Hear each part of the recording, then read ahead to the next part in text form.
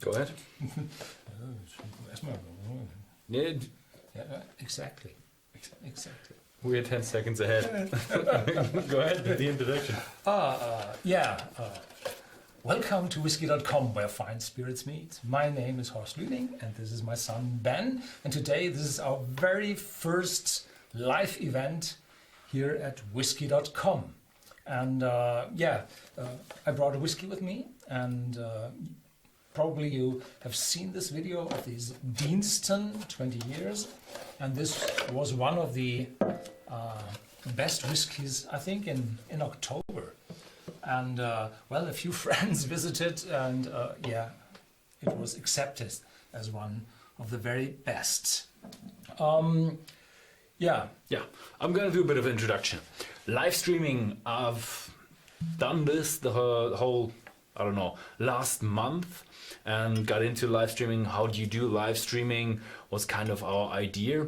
So I got myself a capture card, and we're now doing 720p, and we're streaming with about 1.8 megabits per second, because we only have an upload of 2 megabits per second. We have another line with 10 megabits per second, but YouTube didn't like that line, so we can't stream with the full HD and high bitrate. But hopefully next year we're gonna get fiberglass. Fiberglass to the home, and then we can stream a bit better. So we're gonna do this about 1 hour, and already many people checked in and already asked a lot of questions. The questioning language is English. You can ask in different questions in different languages. We will not answer because we can't read it. We won't answer German questions because we will do a German live stream, and German-speaking people from the chat will be silenced. That's what we wanted to say. Okay, so should we start on with the first question? Just give an overview. How many people are online, and how many questions do you see? Let's see. Let's start with the first question. Yeah, okay. Is your nosing glass available in Singapore? Yeah, here. This is my nosing glass, and it's made from crystal. It's real crystal glass, and it's made by hand. Mm-hmm. And I was fortunate to find a glass manufacturer, an artisan, really artisan, and this was blown by hand, and it's a really wonderful glass. But unfortunately, we had problems with the constant quality over the time, so we decided to stop this glass, and hopefully in the next year we will have the possibility to ship this glass out to hopefully to the full world. Because I think this glass is just right for tasting whiskey. There are a lot of other glasses as well, but this fits my needs especially. And the question was from Samuel Shuang, and this question was Shua without Shua? N. Shua. Shua. Shua? And I don't know. Is this glass available in Singapore? Hopefully it will. Oh yeah, hopefully we will get into a project of going a bit more international. Maybe first of all we go to Europe, but the glass is not as difficult as, let's say, alcohol, because alcohol, usually every country taxes alcohol, and that makes the bookkeeping and accounting very, very complicated, so we can't really sell outside Germany. Well, we will do a project next year to sell outside Germany, and the glass will be much easier. So, next question from George Stories. Hi Horst, Dalmore 15 or Highland Park 15? Ooh, is the Highland Park 15 still on sale? Still available? I have no idea. Mm-hmm. So the Dalmore 15 years old is one of my really favorites. The Highland Park 15 had been a little bit in between the 12 years old and the 18 years old. And I preferred the 18 years old, but it got expensive because supplies were so short. And the 12 years old, I think, is one of the mass-produced and widely available whiskies. And if I compare the 12 years old Highland Park to the Dalmore 15 years old, I would prefer the 15 years old. If you're lucky to find the 15 years old of the Highland Park, probably, but this one wasn't that sherry intense, if I remember right. It's quite a time that I tasted the 15 years old. Yeah, so I like Highland Park quite well. I had a tasting event where we opened the 17-year-old, and I had a few other places where I tasted the Highland Parks, and yeah, that was quite nice. So, hello from Canada. Please give Benedict a rub on his head for good luck. Can you please tell us why that tradition is so? Will be nice. From Connor Slack. Okay, hello from Netherlands. Saludos desde Colombia, Netherlands again. Could you describe the chemical process that takes place when the copper still in a pot still catalytically converts the congeners in evaporated spirits? Wow! Very, very detailed question. We have a lot of articles on Whisky.com for that. Yes, but sometimes there are tales that if a pot still is worn out, then and the new one comes in, then the master distiller come with a big hammer and put all the benches and all the the misshaped forms into the stills again, so the whiskey tastes exactly as it was before. But nobody will do any harm to a 50,000 pound pot still, really. So this is just a fairy tale, yes. But the real alchemy in the production is the catalytic conversion, and this happens if compounds come in contact with copper. It's like the exhaust fumes in the in combustion engine in a car when it hits the platinum metal in the catalytic converter, then a lot happens, and the same happens with copper as a catalytic converter. Most is going into oxidization, but what happens exactly? It's a big field of F&E to look into what happens. So there are a lot of methods how to increase this catalytic conversion. Most of it is done by having more copper in the process. So you have the copper worm outside in a tub, and you have this doubler at the column stills in the US. So what really happens is a wide field, and so this is really far beyond my knowledge. Yeah, from what I've heard is usually you recycle a bit of your spirit. The spirit that you want gets through the line arm into the condenser and is then condensed into the white dog or the raw spirit, and the other stuff that you don't want flows back into the pot, and the sharp alcohols and all the stuff that you don't want to taste gets broken down with this catalytic reaction to form alcohol. I'm not sure how it exactly works, but that would be a good topic to write on Whisky.com. We will have a look into this. I don't think that they are broken down to alcohols. I think those compounds will be oxidized further on. Or oxidized. Yeah. So, thank Todd Stevens. Very complicated questions. Hopefully we did answer a bit of your question. Ebhead242. Did you taste Glenfiddich XX and did you like it? XX, I think 20 years old. I have no idea. Glenfiddich XX. Probably it's from a travel value or duty-free store. Maybe we'll get it. I got it 21 years old. It's the Caribbean cask finish.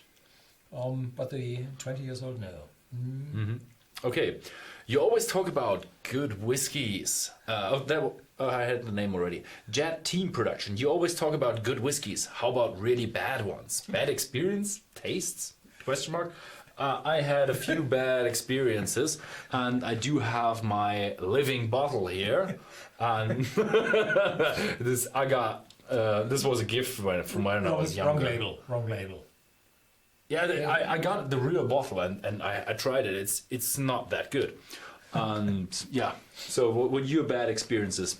There are some Whiskies from the discount chains, which are quite difficult. They are Scotch whiskies. They quite often carry ages, age statement on it. But you have to see that those discount stores ask for the best prices, and well, the production companies always have casks which do not really fit into the whole production process, and then the discount stores ask for 200 casks from X, 200 casks from Y, and they take the cheaper ones. So they are not really good, matured, selected whiskies. They are just the bottom of the Scotch production. They are very often quite bitter because casks in the blend industry are used up to 10, 12 times for 3 years. And those casks at the very end, where everything of caramel, of vanilla, of coconut, everything is out of the cask, just tannins, the bitter substances are left over, and those you're finding in those blends. Yeah. Okay, thank you very much. Then we have Dzogchen. Sorry if I butcher your name. Besides the qualities of different whiskies themselves, do you have a favorite of fond whiskey-related memory? I'll never forget the first whiskey I had with my father, Glenfiddich 12-year-old. Perhaps you answer it. Yeah, my first real whiskey where we really did a whiskey tasting was the Lagavulin 16-year-old. And we did try alcohol before. We were, I think, 19 with the Lagavulin. It was just overwhelming. I think it was the year when you did your very, very first video on YouTube. And we just tried it and we were just overwhelmed how smoky a spirit can be. And to say we liked it is wrong, but we were just amazed in how incredibly intense and how there is ham in it and smokiness. We were just really, we got into this, and then my friends always was living at a student housing facility, and they were like, yeah, do you have something else that's incredible how that tastes? And that was my introduction to whiskey, and it was hard to get to love Lagavulin, but now I really like it. Yeah, my experience was a little different. So I had a crash with a bottle when I was, a teenager. Then it's quite a long time ago, and in those years there were no laws regarding legal consumption of alcohol, or we were aware of those laws, and they really weren't enforced. So in Central Europe, you get alcohol everywhere, or you got alcohol everywhere, and so we got some booze from the peaks, the post office stores, from the U.S. Facilities in Germany, and those were not really the best. And then I took a break for, say, over 10 years. And every time I saw or smelled the whiskey, so this is a memory out of the smell. You have on one side a graphical memory where everything is related to pictures. So if I'm seeing a wonderful label of a bottle or a shape of a bottle which I like very much, then good memories come up. And sometimes you have the smell of bad whiskey in my nose. They really exist. Then I'm remembered to this awful bottle. Well, yeah. So, thank you very much. Aaron Ladner, hopefully I pronounced that right. What are each of your favorite bourbons? I have to say, I like American whiskey, but my favorite one is not a bourbon. That would be this one here that I just had right now, the George Dickel Barrel Select. It's a Tennessee whiskey, not a bourbon. But if you want to get into bourbon, then we talk about, I can't really say. This one, it depends on my mood. I would probably say it's can we say that? See that? No, we can't see that. the far end is the Maker's Mark. I really like the Maker's Mark as well. But if you want to have something more intense, then Maker's Mark is not your choice. So yeah, I would go for Knob Creek, 9-year-old, or Maker's Mark. That's kind of that kind of level, depending on my mood. So what's your favorite bourbon then? Yeah. So I looked a lot around and tasted quite a few of them, and I remember a few as very good, and probably the Baker's from Jim Beam. The Baker's is my favorite one, just followed by the Booker's, and so they are both Jim Beam brands from their small batch bourbon collection. I have no idea how small a small batch in the US is. Probably a few hundred casks. No, not that much. Not that many. Yeah, so I think the Bakers and the Bookers, there is the Blantons very close up there, those single casks, depending which cask you get. Yeah. Mhm. Okay, Whisky.de, Ton okay, aufgrund der Leitung etwas abgehakt. So, yeah. That was one of our employees telling us how good the stream is, and it's okay. Now, oh my god, we have so many questions. Okay, we're at 112 viewers now. Okay. Quite a lot. I lost a bit of my... Let's start here. Okay, how old was Ben when he tried his first whiskey? You said that. 19. I think I had... Nah, I'm not sure if I had before. But okay, Ashley Jones. Okay, Luke Blah. What do you think about the Scotch Malt Whisky Society? Well, the Scotch Malt Whisky Society has quite a history. It was founded as a club of members. They turned into something like an independent bottler, and then they were sold, I think, to the Louis Vuitton Moet Hennessy, a luxury company, and the one formerly in lead of the society said, if I remember right, 70% sure, that they suffer from a lack of bottles. And this is quite popular or grave in the Scotch whisky industry, that the big and good companies, the tier 1 distilleries, stopped selling casks to other producers.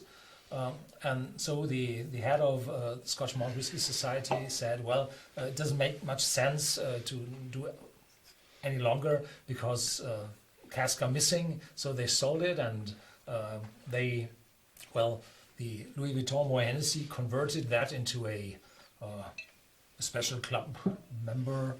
And then I think it went down quite severely, and then it was sold back again. I have no idea how much money was burnt, and today I lost completely the contact to that enterprise.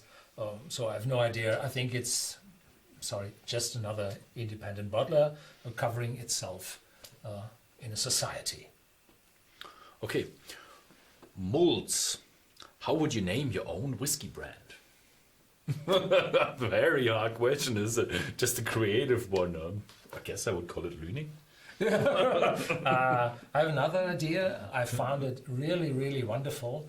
There was a man collecting whiskies over decades, and he was called Abe Rosenberg. I think he lived in Manhattan, and he bought from the 60s casks from every distillery in Scotland and matured them there, and it was called the Abe Rosenberg collection. And this collection was then and then Abe Rosenberg died, I think, in 1999, and those casks were sold or offered for sale, and all the money coming from this casks went into the Abe and Susie Rosenberg Foundation. I think they are giving grants to students in New York.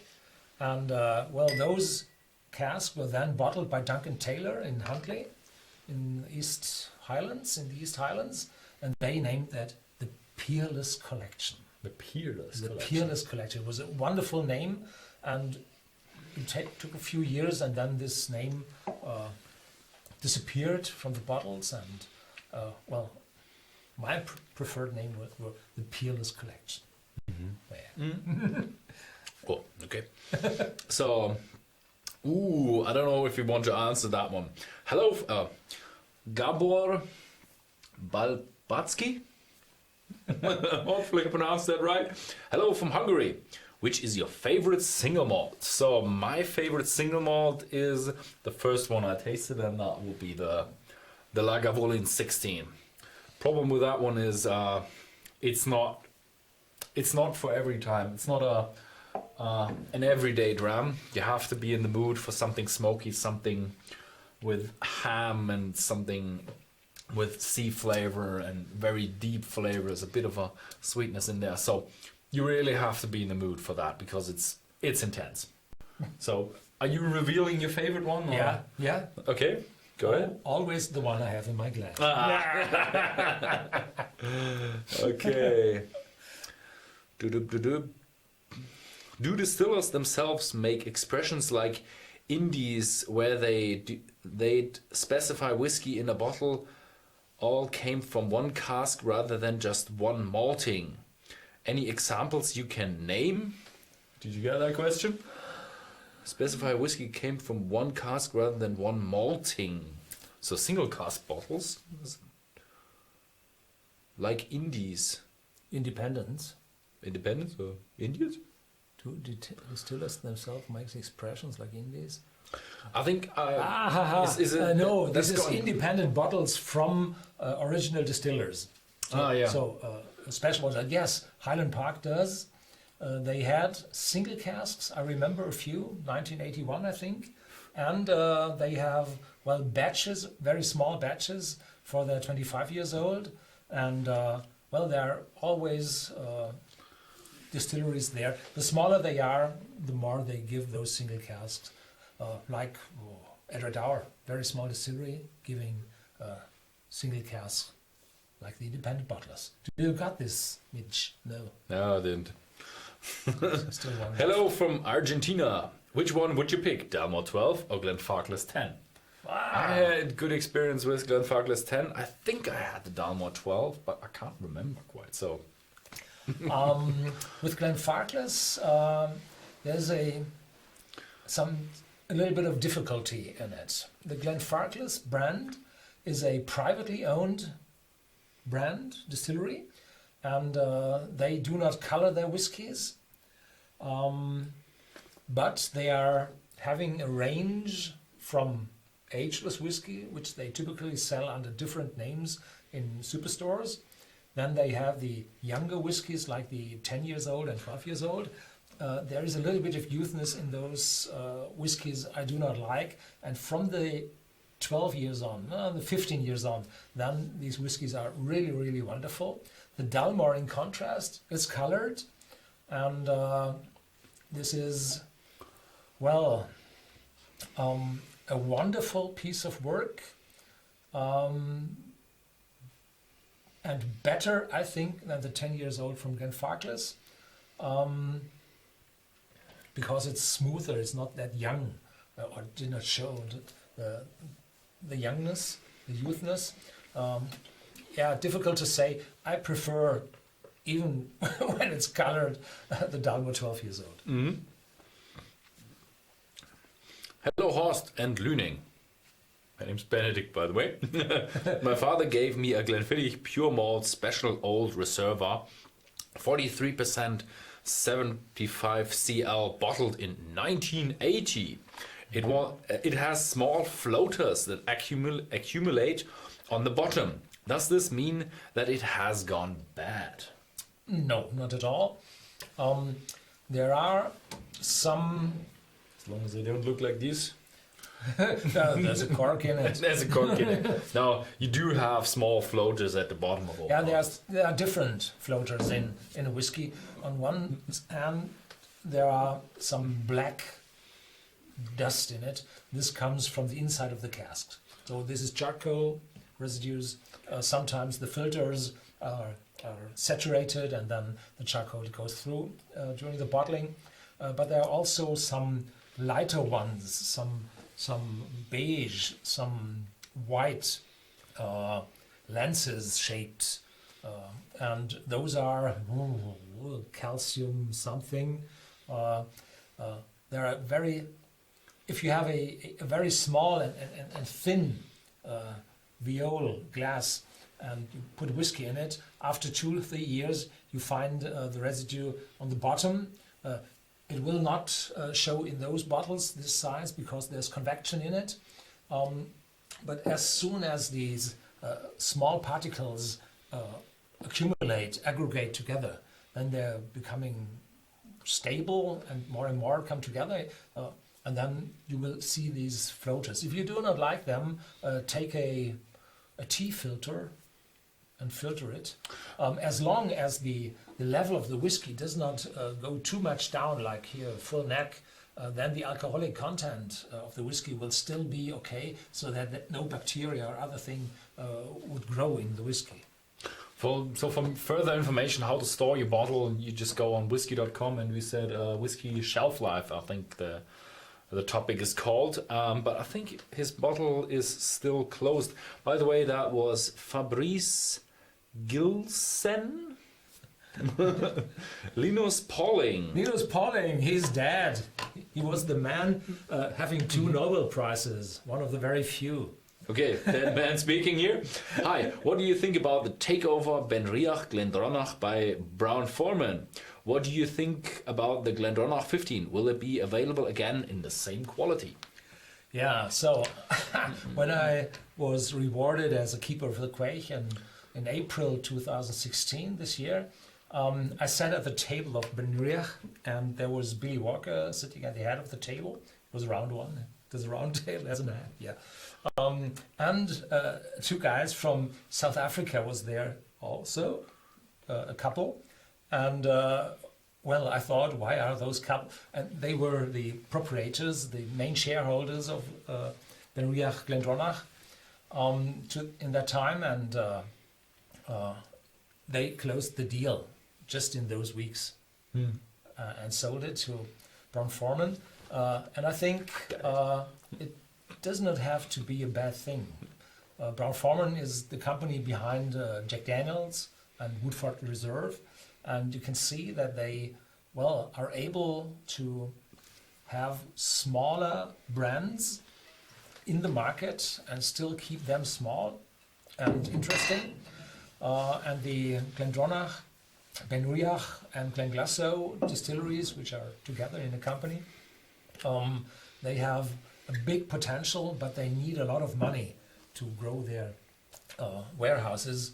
And this might be a good thing that they are bought by Brown-Forman, because they have money, really plenty.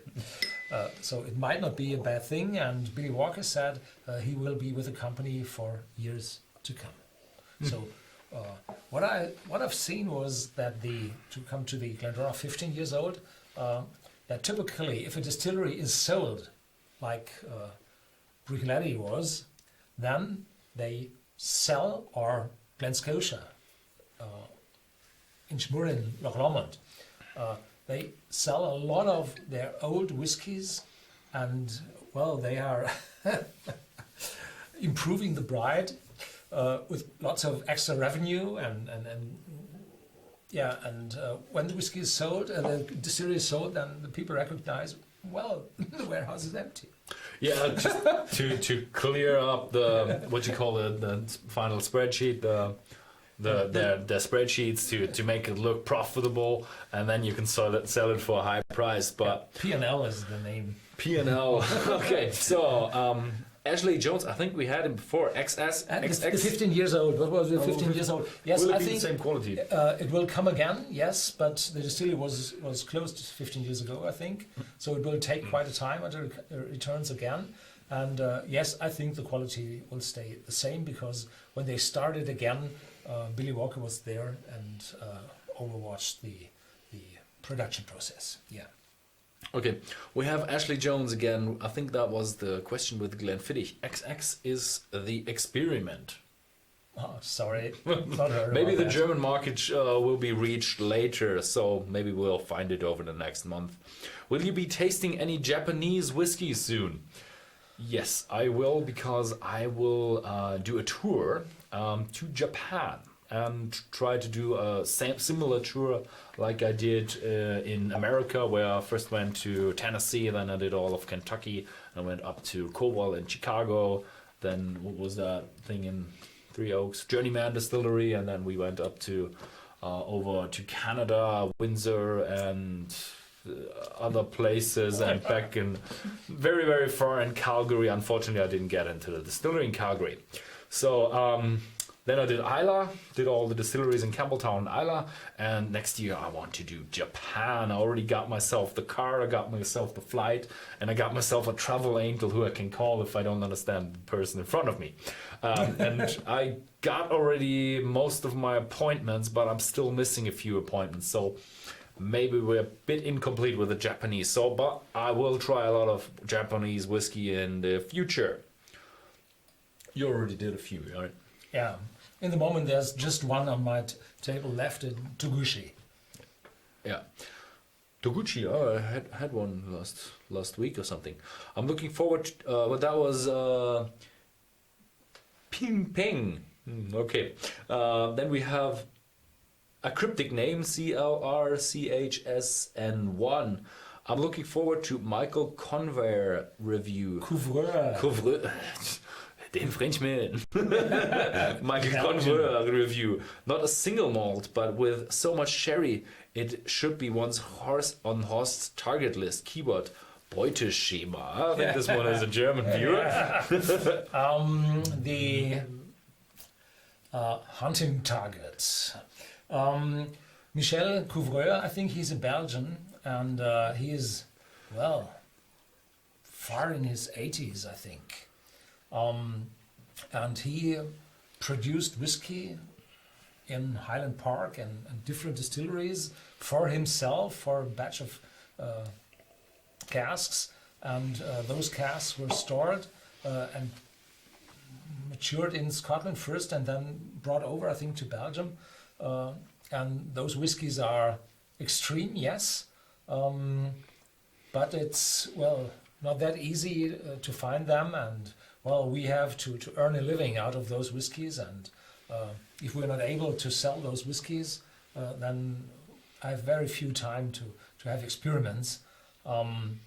So I think the chances are not too high that I'm tasting Michel Couvreurs whiskies. You sell whiskey in Germany, right? Right. Art Mort. Art Mort? I don't know. Do distilleries try to push some bottles to you that they'd really like to sell? Yeah.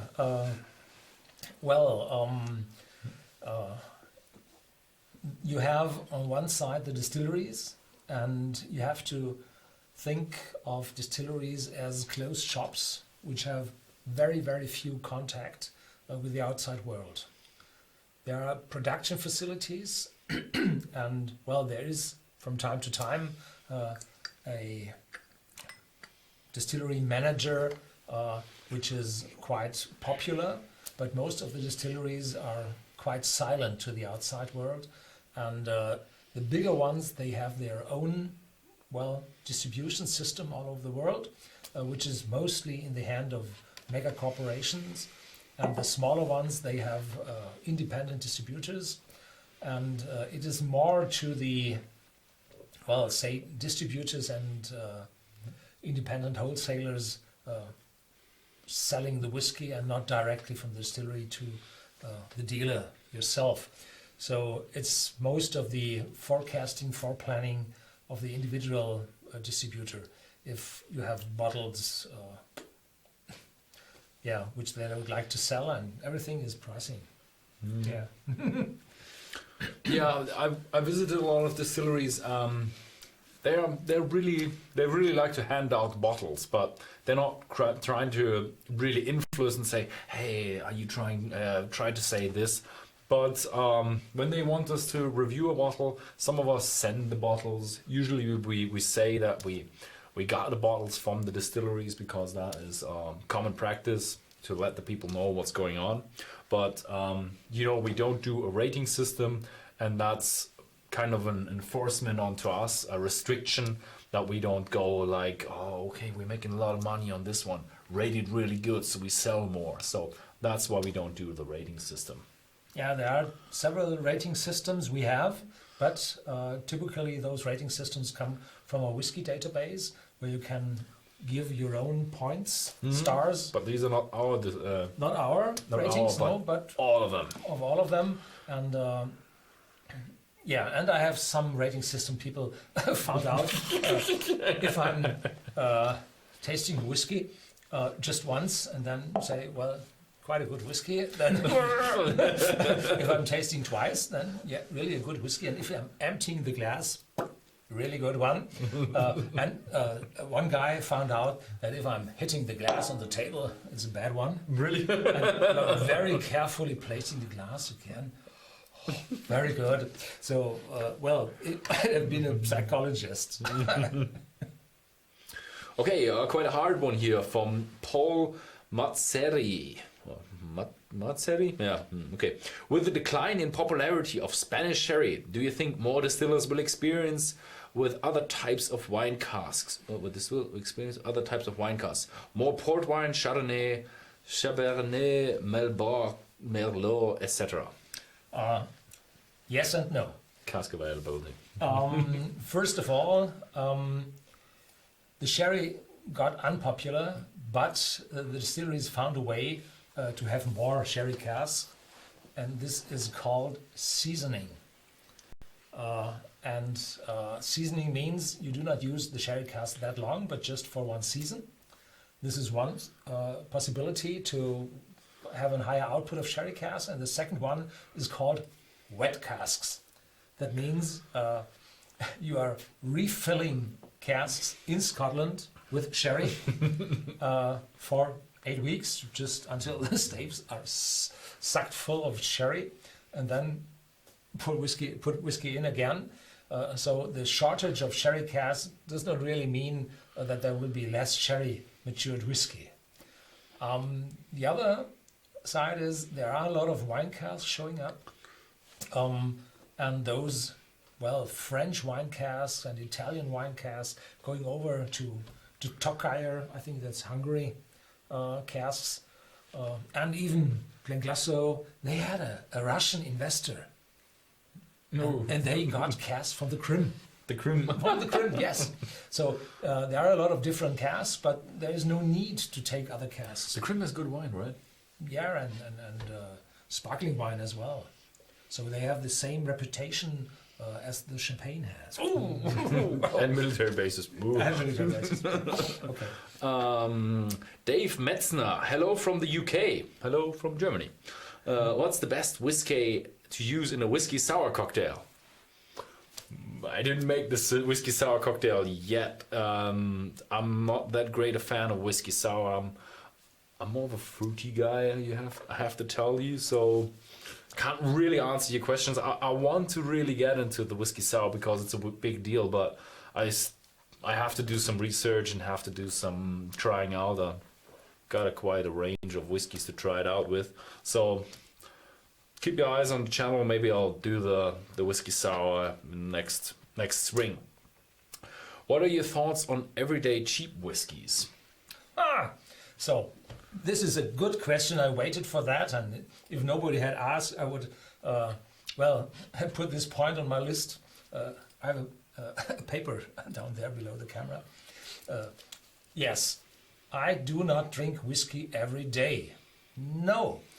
If I'm publishing a whiskey video every day means that this whiskey is tasted a few days or weeks, even weeks before. I'm going on vacations and the vlog does not stop. So I have to taste whiskeys in a batch. So setting up all the equipment, making thoughts, printing out notes, and so on, just takes some time, and I'm able to leverage my time tasting more whiskies in an evening, and typically I'm tasting 3 to 4. And those 3 to 4, and every time I'm taking just half a dram for all of them together. So it's just a little whiskey I'm tasting here, not those huge amounts. And well, there is some danger of addiction. And if you're having regularly whiskey or every alcohol on a daily basis, this is difficult. Well, if you're old, then the physicians typically say, oh, it does not matter, have a dram every evening, a port wine, so on, because alcohol has some positive effects, which means it's a solution for fats. And if you have a light alcohol level in your blood, then the cholesterol will not stick to your veins inside and your arteries. So this is a positive effect, but this positive effect is only measurable if you're older than 40, probably older than 50. So if you're younger, not every day. And the more alcohol you consume, the higher the chances are that you're getting alcohol-related diseases, like holes in your brain, nerves, cancer in your bones. So the chances are going up with a higher alcohol intake, but the chances for strokes, for heart stroke, brain strokes, is going down the more alcohol you consume, because your veins are kept clear. And if you superpose those two curves, then you get such a minimum. And if you have this minimum in higher ages, the probability, it's statistics, the probability of getting ill from diseases is minimal, but not zero.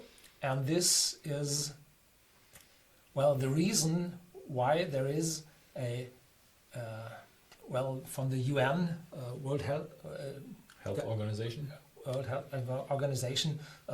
this maximum recommended intake for men and women, and the liver of the man has double the size of the woman, and this means that you have more enzymes to alcoholinase, no idea how it's digest called. Alcohol, which converts alcohol, yes, is double the output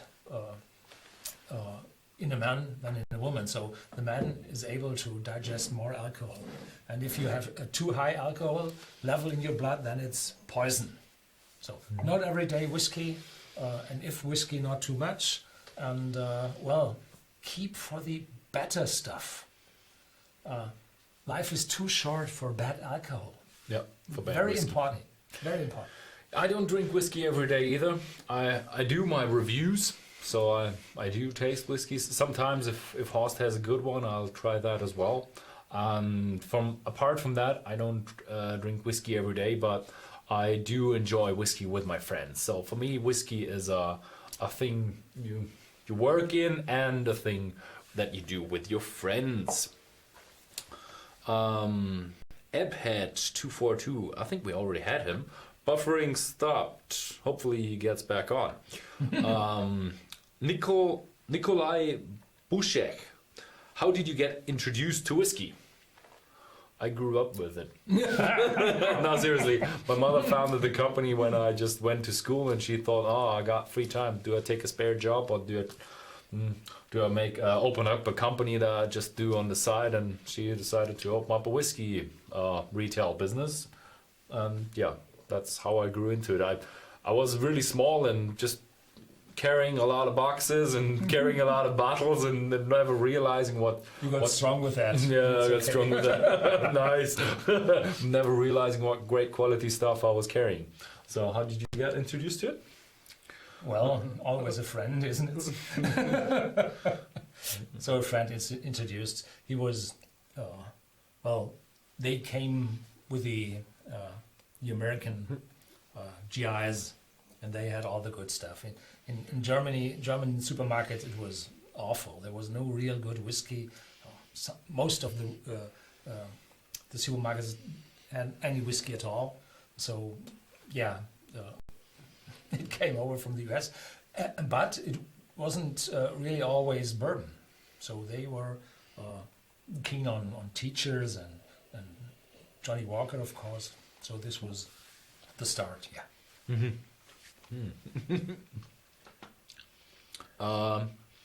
The Slantan 1926. How can you... hello, can you please tell your opinion about Glenfarclas 21? Did you have that? Yeah, I had that, of course. But I think I hadn't it in English language, so there are a lot of Glenfarclas whiskey waiting. I'm waiting until I have those small samples. There are some sets of 10, 15, 21 years old. And then I look after the big bottles, and if I'm matching two, miniature and the big one, I will have a review of that. So Glenfarclas is on my list for the upcoming year. Yeah. Okay. Jim Taylor. Finally, a very easy name. Interested to know if you have tried or have opinion on any German whiskies. Reading around it seems there are a few. Interesting to know if Germany is as good at producing whiskey as it is beer. Yeah. Oh, Okay. there's a spelling mistake there.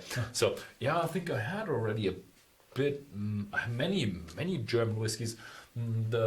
From my point of view, the best one is the Sluis at the very, very far end, is the distillery.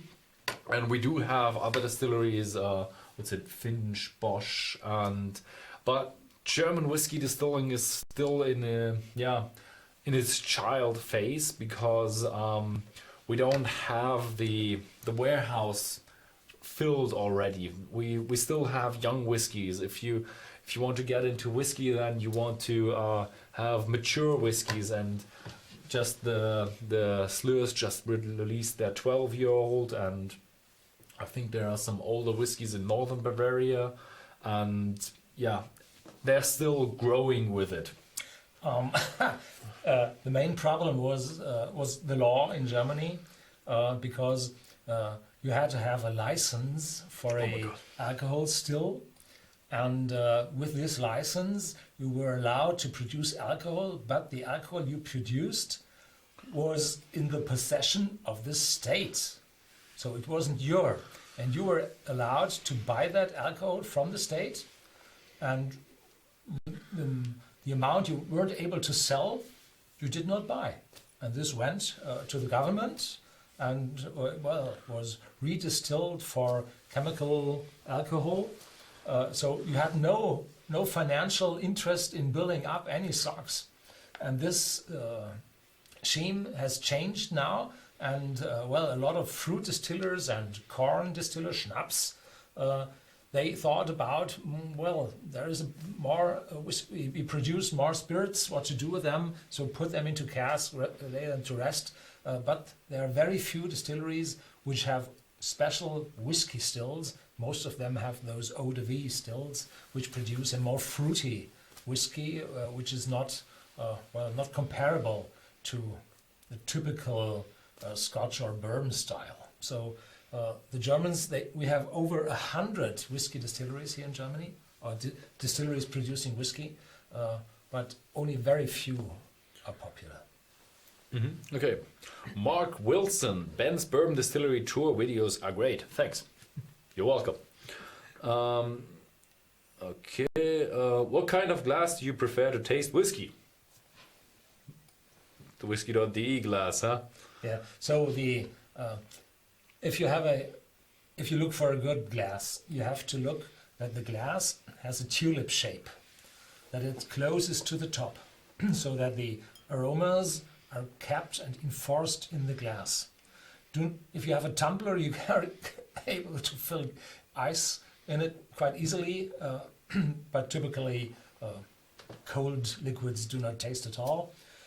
And you need a glass closing up, and this glass has a lip on the top so that the fluid goes on your tongue in quite a broad stream. And if you do not have this lip, it will go in a very thin, going into your mouth, and will go very back where you taste the bitterness. So a lip for broadening the stream of whiskey, the flow of whiskey into your mouth is very, very important.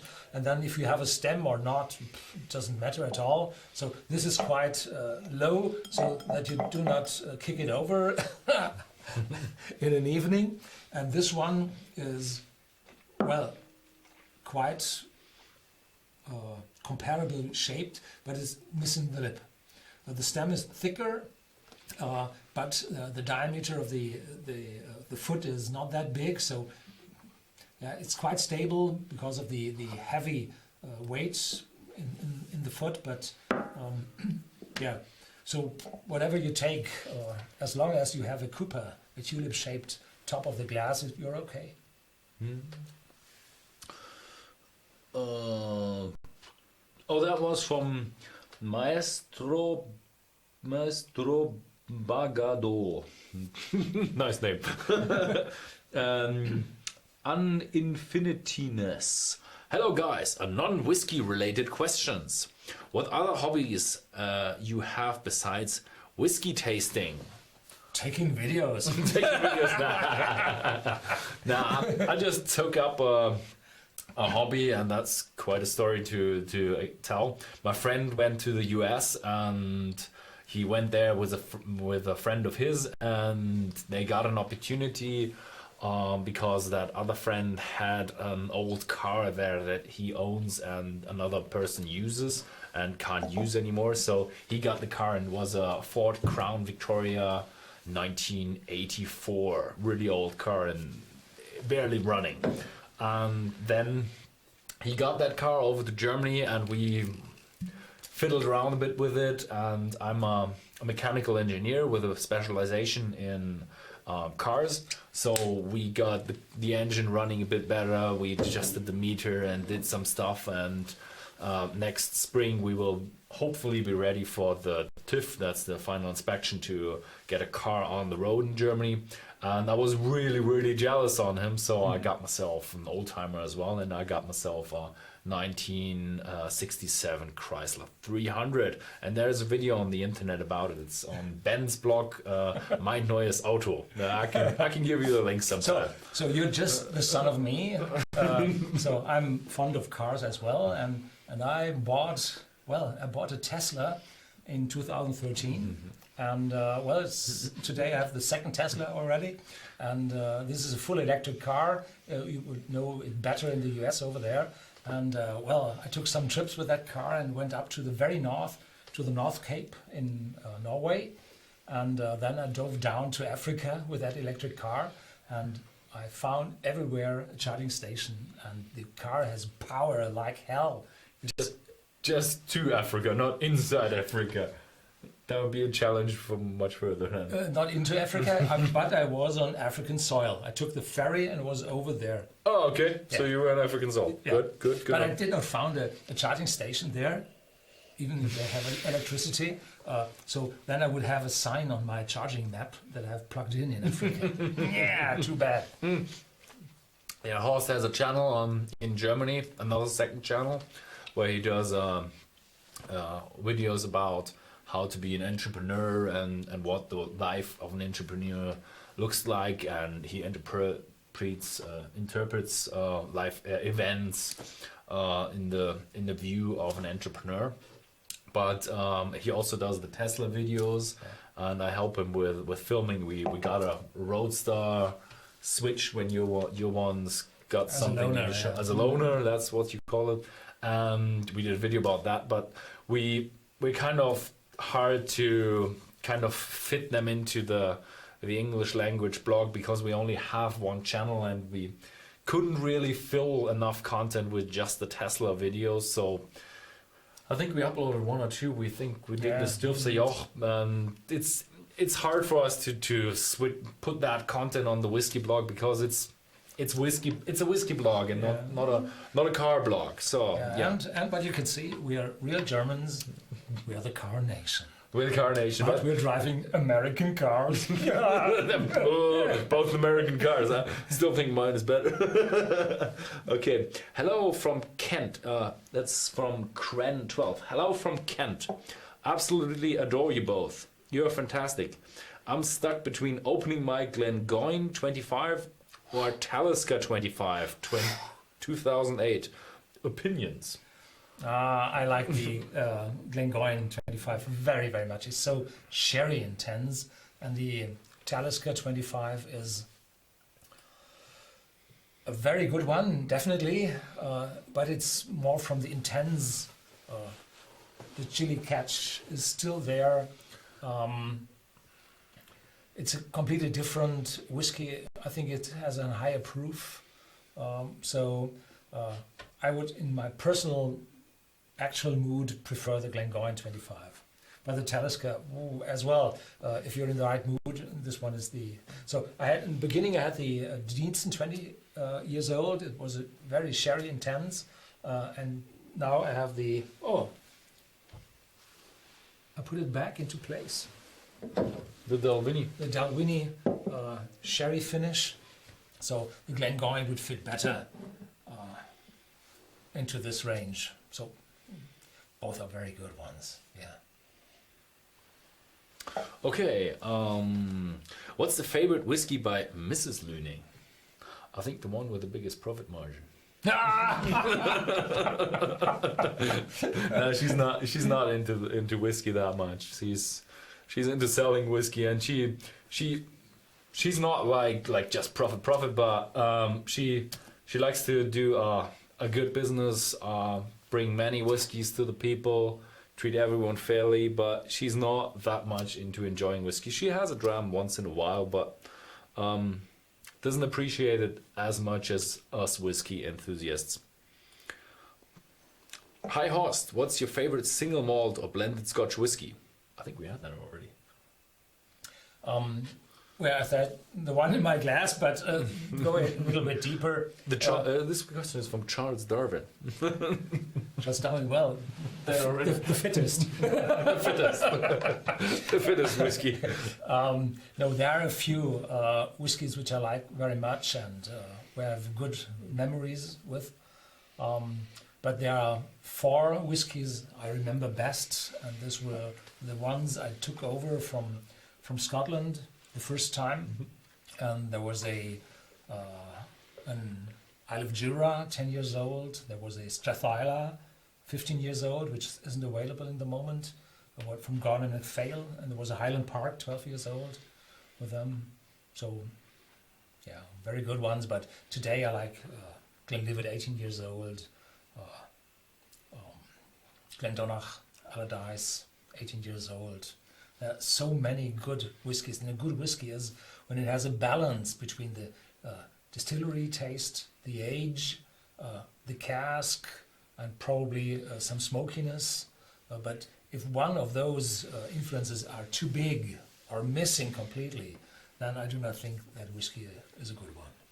Okay, whiskybrazil.com. I know that guy. I've seen a few videos of him. He's cool. Thank you very much for sharing the content, but I can't really watch your videos because you speak Portuguese and I don't speak the language. And he says, hello from New York City. Either he's on vacation or... I always thought he was somewhere from Brazil. He's called Whiskey Brazil and speaks Portuguese, so yeah, hello from Germany. That was... And I want to say, I did watch some live streams, and I have to say, top quality questions in here. Yeah. When I watched the live streams of, I think it was a few gamers, every third question was, how old are you? Seriously, these questions are so diverse and awesome. It's just very nice, and we have 100 views, and it's 60 minutes, so we just gotta do another 2 questions, and then we're done. Yeah. So now we have already covered that one. We've already covered. Oh my God! Now we're getting in a loop. Just as how do you train your taste bud? do you try to taste many different things, and how do you differentiate between different tastes when tasting a whiskey? Yeah. So the best to begin is smell on everything you get your fingers on. So have the soil, the earth, put your nose in, have the grains from the fields, go through your kitchen, smell on everything. So when I'm tasting food, the first thing I have, not eating it, no, but smelling first. Take the dish. Sometimes it looks weird, but smelling is most important for getting different aromas. And there is some child's game calling memory, where you have lots of cards backside up, and two have always the same content or relate to each other. And there is a game called Smellery on the market. I have no idea how much it is spread in the world. That there are some small samples in it where you can smell on, and there are some artificial smells in it, vanilla and citrus, citron, and everything. And with this, you can remember, smell, and then you turn it over and see what it is. So having those samples of smells will help you to get an absolute sensory memory, and then smelling at everything you have will do the rest. Mm-hmm. But these artificial smells, I think they're a bit different to the real smells, because I've played that game quite a lot, and most of them are pretty good. And if you play that game, you can really get better in it. But they are different to reality, so you really have to smell. You really have to get cooking with different spices and that kind of stuff. So one more. So last question. So for everybody whose question was not read, I think we will do the live stream sometime again. But just remember your question and ask them again. So Tom S. Maybe it's Tom Selleck. Why didn't the distillery operators better prepare for the current stock shortage? Yeah. So I talked to distillers in Scotland, and they said yes. The problem is marketing and distilleries do not work together. So they are different, completely different sides of a medal. One are producing and the others are selling. And in the past time, there were a lot of controllers in the market, and the controllers said, well, if you have so much whiskey in your warehouses, this is wasted money, this is too high investment, try to get rid of the age, try to sell the whiskey immediately after it's possible. And a few distilleries or a few companies brought the distillers and the controllers together, and they were taught that age is important. But it will take quite a time until this will change, because the shortage is there, and there will be there had been some extensions in distilleries, like the Bushmills, the new Bushmills distilleries was doubled in size, the Glenlivet distillery was doubled in size, Ross Islay was built, a huge distillery.